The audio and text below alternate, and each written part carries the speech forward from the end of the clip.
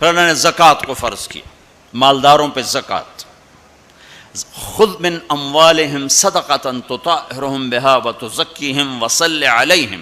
زکوٰۃ اتنا بڑا عمل ہے کہ اللہ تعالیٰ ہمیں کہتا ہے کہ میرے نبی پہ درود پڑھو، فرشتوں سے کہتا ہے میرے نبی پہ درود پڑھو، اور خود بھی کہتا ہے کہ میں اپنے نبی پر درود بھیجتا ہوں. اللہ کی طرف اب درود کی نسبت وہ رحمت ہے، اور فرشتوں کی طرف ہماری طرف درود کی نسبت دعا ہے جو ہم کرتے ہیں، صلی علی محمد وعلی آل محمد. تو اللہ تعالیٰ نے ہمیں آپ کو، پوری دنیا کے اہل ایمان کو، فرشتوں کو حکم دیا کہ میرے نبی پر درود پڑھو، اور خود بھی پڑھتا ہے ان اللہ وملائکتہ یصلون علی النبی. جو لوگ اللہ کے نام پہ خرچ کریں گے تو اللہ تعالیٰ کہہ رہا ہے وصلی علیہم، اے میرے حبیب ساری امت پر نہیں، جو تیری امت میں میرے نام پہ خرچ کریں گے ان پہ تو درود پڑھ. اگرچہ یہاں صلی دعا کے معنی میں ہے کہ تو ان کے لیے دعا کر، آپ ان کے لیے دعا فرمائیں. تو مال خرچ کرنے والوں کے لیے اللہ اپنے حبیب سے فرما رہے ہیں کہ ان کے لیے آپ دعا کریں. صلی علیہم ان صلاتک سکن لہم. آپ کی جو دعا ہوگی اور آپ کی جو صلات ہوگی، جو آپ کا درود ہوگا، دنیا اور آخرت کے سارے مسائل ان کے حل کر کے لے جائے گا. ان کی دنیا بھی سکھی کر دے گا، ان کی آخرت بھی سکھی کر دے گا. تو اللہ تعالیٰ نے زکوٰۃ فرض کی، اور بہت تھوڑی فرض کی. پہلی امتوں پر تھی 100 میں 10 روپے، اور ہماری ہے 100 پہ 2.5 روپے. اور اتنا فضل فرمایا کہ پورا سال پیسہ پڑا رہے، پھر کہا اس میں سے 2.5 روپے دے دو، 2,500 دے دو، اگر استعمال ہو جائے تو کوئی سال سے ایک دن پہلے اگر وہ مال خرچ ہو گیا ہے تو زکوٰۃ ختم ہو گئی. اور 82 دفعہ قرآن میں مال خرچ کرنے کا حکم آیا ہے، 82 دفعہ. اور اللہ تعالیٰ نے ترغیب دی ہے کہ مالدار فقیروں پہ خرچ کریں. پھر اللہ تعالیٰ نے فقیروں کو ترغیب دیا کہ تم بھی جتنی وسعت ہو خرچ کیا کرو. میرے نبی نے ترغیب دی، سبق درہم 100,000 درہم. 1 روپیہ اللہ کے نام پہ خرچ کرنا 1,00,000 روپیہ خرچ کرنے سے بڑھ گیا. تو صحابہ نے عرض کی وہ کیسے بڑھ گیا؟ تو آپ نے کہا ایک آدمی کے پاس 2 روپے، ایک آدمی کے پاس کروڑوں روپے. جس کے پاس 2 روپے تھے اس نے 1 روپیہ اللہ کے نام پہ دے دیا، اور جس کے پاس کروڑوں تھے اس نے 1,00,000 دیا. جس نے 2 میں سے 1 دیا اس نے اپنے مال کا آدھا حصہ دیا. جس نے 1,00,000 دیا اس نے اپنے مال کا کوئی 1000واں حصہ دیا. جب تولا جائے گا تو 1 روپے کا وزن 1,00,000 سے بڑھ جائے گا. اور اس کا ایک واقعہ بھی، حضرت عمر ہمیشہ حضرت ابو بکر سے نہ کوشش کرتے تھے آگے نکل جاؤں، آگے نکل جاؤں، آگے نکل جاؤں. ساری زندگی موقع نہ بن سکا. تبوک کا موقع آیا تو اللہ کے نبی نے کہا مال خرچ کرو. عثمان رضی اللہ تعالیٰ عنہ 10,000 لشکر کا سارا سامان تیار کیا. ان کی سواریاں، ان کا راشن کے لیے تھیلوں کو بند کرنے کے لیے دھاگے تک اپنے گھر سے دیے، اور 300 دینار اوپر دیے. تو اللہ کے نبی کی جھولی میں وہ 300 دینار پڑے تھے یوں، اور آپ ان دیناروں کو اٹھا کے یوں فرما رہے تھے ما علی عثمان اللہ یعمل بعدا. عثمان آج کے بعد کچھ بھی نہ کرے تو جنت واجب ہوگی. تو عمر کہنے لگے آج میں ابو بکر کو کاٹ سکتا ہوں، آج میں اس سے آگے نکل سکتا ہوں کہ وہ آج کل غریب ہے، میں مالدار ہوں. تو وہ تھوڑا لائے گا، میں زیادہ لاؤں گا تو میں بڑھ جاؤں گا. لہٰذا انہوں نے اپنے مال کا آدھا حصہ، آدھا گھر میں رکھا اور آدھا لے کر آئے. ابو بکر نے جھاڑو پھیر دیا، جو کچھ تھا وہ سارا سمیٹ کے لے آئے.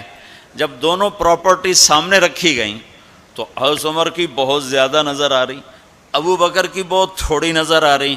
لہٰذا حضرت عمر بڑے اطمینان میں کھڑے کہ آج جیت خطاب کے بیٹے کی ہے. میں قربان جاؤں، اللہ رسول تو جانتے ہیں کہ کون کیا کر کے آیا ہے. تو میرے نبی نے سوال ہی بدل دیا جو اس موقع کا سوال ہی نہیں.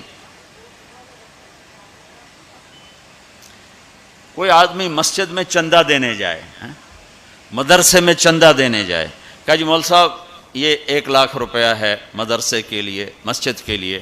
آگے مولوی صاحب کہیں پیچھے کتنے پڑے ہوئے ہیں، تو کہے گا اے بھی واپس کرو، میں تو تھوڑی نیت ہے جو کوئی چکر لگتا ہے. کہ تسی ٹھیکیدار ہو مگر علی شاید ابھی پیچھے کتنے پین. یہ موقع کا سوال ہے ہی نہیں. مولوی صاحب کو چاہیے جی جزاک اللہ یہ لیجئے رسید بسم اللہ، پھر بھی موقع آئے تو دیتے رہیں. تو میرے نبی نے پوچھنا یہ تھا ابو بکر کتنا لائے ہو، عمر کتنا لائے ہو، اور یہی اس موقع کا سوال ہے. لیکن اللہ رسول جانتے ہیں کہ کس کے مال میں وزن زیادہ ہے، تو میرے نبی نے سوال بدل دیا، فرمایا عمر ما خلفت. واہ واہ، عمر پیچھے کیا چھوڑ کے آئے ہو؟ تو حضرت عمر تو وہیں دھڑم ہو گئے گا، با میں گیا. سوال سے ہی وہ پتہ چلے گا، با میری کلی اڑ گئی وکٹ. عمر ما خلفت یا ما ترکت لأہلک، یہ دونوں الفاظ ہیں. پیچھے گھر والوں کے لیے کیا چھوڑا؟ تو پہلے حضرت عمر بڑے جوش میں کھڑے تھے، پھر ایک دم ڈھیلے ہو گئے. کہنے بعد جی آدھا چھوڑا ہے آدھا لایا ہوں. پھر آپ نے کہا ابا بکر ما خلفت یا ما ترکت لأہلک، ابو بکر تو پیچھے چھوڑ کے کیا آیا، بچوں کے لیے کیا چھوڑ کے آیا؟ تو انہوں نے کہا ترکت اللہ ورسول،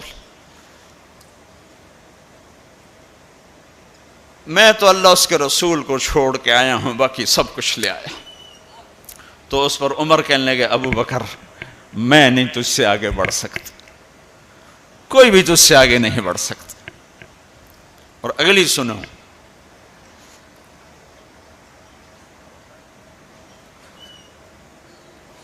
اپنے کپڑے بھی دے دیے اور ایک ٹاٹ تھا وہ پہن کر اس کو کانٹوں سے سی لیا. تو جبریل آئے، کہنے لگے یا رسول اللہ، اللہ تعالیٰ پوچھ رہے ہیں کہ ابو بکر نے یہ ٹاٹ کیوں پہنا ہوا ہے؟ تو آپ نے کہا کہ ابو بکر نے سارا کچھ اللہ اس کے رسول پہ لگا دیا ہے اس لیے یہ پہنا ہوا ہے. تو کہا یا رسول اللہ، اللہ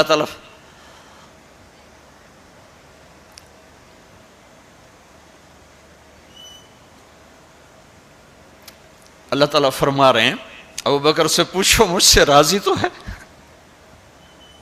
مجھ سے راضی تو ہے، اس فقر میں مجھ سے راضی ہے؟ میں تو اتنا سفر کر کے آیا ہوں، حالانکہ ابھی 4 دن پہلے میں 12 ملکوں کا 10 ملکوں کا سفر کر کے آؤں، ساری ہڈیوں میں درد ہے. میں اس لیے آیا ہوں کہ چلو کوئی بخشش کا بہانہ مل جائے، کوئی بخشش کا بہانہ مل جائے، اللہ راضی ہو جائے. آپ سارے اس لیے حج پہ جا رہے ہو کہ اللہ راضی ہو جائے. جو سارے جہان سے کہتا ہے مجھے راضی کر، وہ کہہ رہا ہے ابو بکر سے پوچھو مجھ سے راضی تو ہے. تو آپ نے کہا ابو بکر تیرا رب تجھے سلام بھی کہہ رہا ہے اور پوچھ رہا ہے کہ راضی ہو. تو ابو بکر کی چیخیں نکلی، میں اپنے رب سے راضی، میں اپنے رب سے راضی ہوں، میں اپنے رب سے راضی. میرے بھائیو بہنوں، زندگی ایسے گزار کے مرو کہ اللہ کو ملو تو اللہ خوش ہو کے مل رہا، ایسے نہ مرو کہ اللہ کی بارگاہ میں پیش کیے جا رہے ہوں مجرم بن کر، قیدی بن کر.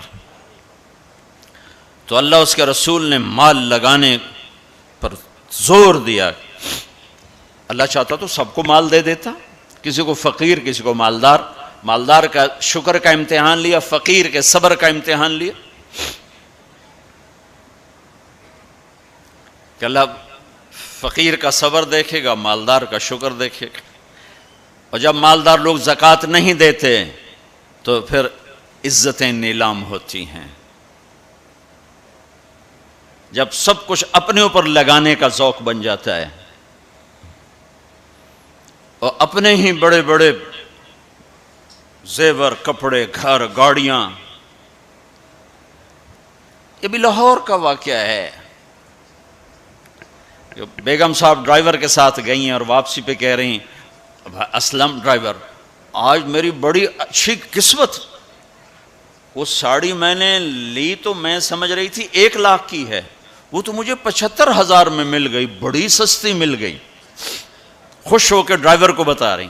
تیسرے دن ڈرائیور کے بیٹے کا بازو ٹوٹ گیا. وہ آ کر کہتا ہے صاحب جی میری تنخواہ میں تو اس کا علاج ہو نہیں سکتا، تو مہربانی کر کے کچھ میری مدد کر دیں، اس کا علاج ہو جائے. تو صاحب کہتے ہیں اسلم تمہیں پتہ تو آج کل کاروبار بڑا مندہ ہے، تو میرے پاس تو گنجائش نہیں، میرا ایک ڈاکٹر دوست ہے میں اسے فون کر دیتا ہوں، وہ تمہاری مدد کر دے گا. جب اس طرح ہوتا ہے تو پھر ڈاکے، چوریاں، قتل و غارت شروع ہوتے ہیں. جب اس طرح ہوتا ہے تو مالداروں میں تکبر پیدا ہوتا ہے اور غریبوں میں ظلم پیدا ہوتا ہے۔ تو زکوٰۃ ایک بہت بڑا عمل ہے، 2.5% تو فرض ہے، اور زکوٰۃ دینے والا سخی نہیں اللہ کی بارگاہ میں، ہاں بخیل بھی نہیں، سخی بھی نہیں ہے، بخیل بھی نہیں، یعنی وہ بخل کے ملک سے نکل آیا ہے اور سخاوت کے ملک میں انٹری نہیں ہوئی۔ 2.5 روپے پہ 1 پیسہ بھی اوپر خرچ کرے گا تو اب سخیوں میں آ گیا، پھر جتنا بڑھتا جائے گا اتنا آگے بڑھتا جائے گا۔ اور اللہ نے فرمایا مجھے میری عزت کی قسم جنت الفردوس میں بخیل داخل نہیں ہو سکتا۔ اور اللہ شیطان کہتا ہے کہ مجھے عبادت گزار بخیل سے کبھی ڈر نہیں لگا کہ اس کا بخل اسے ضرور جہنم میں پھینکے گا، نافرمان سخی سے ہر وقت ڈرتا رہتا ہوں کہ اس کی سخاوت کب اسے جنت میں پہنچاتی۔ آپ نے سامری کا نام تو سنا ہوا ہے، قرآن میں بھی ہے، جس نے موسیٰ علیہ السلام کی قوم کو گائے کے بچے کی پوجا پہ لگا دیا، بچڑے کی۔ اللہ نے کہا سب کو قتل کرو، سارے پکڑے گئے، قتل کیے گئے، سامری بھی آ گیا۔ موسیٰ علیہ السلام نے کہا قتل کرو، جبریل آ گیا، موسیٰ اللہ تعالیٰ کہہ رہے ہیں اسے قتل نہ کرو، یہ اپنی موت آپ مرے گا۔ تو موسیٰ علیہ السلام کہنے لگے جو سارے کفر کا سبب بنا اسے کیوں چھوڑ رہے ہیں؟ تو اللہ تعالیٰ نے کہا سخی ہے، سخی کو قتل کرنا مجھے اچھا نہیں لگتا، چھوڑ دو، اپنی موت آپ مر جائے گا۔ کافر کو سخاوت قتل سے بچا گئی، جب ایمان والا کوئی مرد عورت سخی ہوگا تو اللہ کی بارگاہ میں کیسے اونچے مرتبے لے کر جائے۔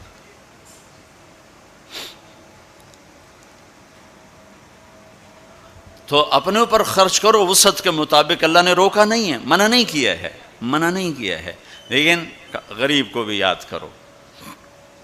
زکوٰۃ کو فرض قرار دیا، اور آپ نے فرمایا جس نے مزدور سے کام لیا اور اس کو مزدوری نہ دی، یہ تمہارے کراچی میں ہر وقت ہو رہا ہے، ہر جگہ ہو رہا ہے، جتنا بڑا کوئی طاقتور ہے اتنا وہ اپنے نوکروں پر ظالم بھی ہے، جابر بھی ہے، اور ان کے حقوق بھی مارتا ہے، چونکہ فریاد ہی نہیں کر سکتا۔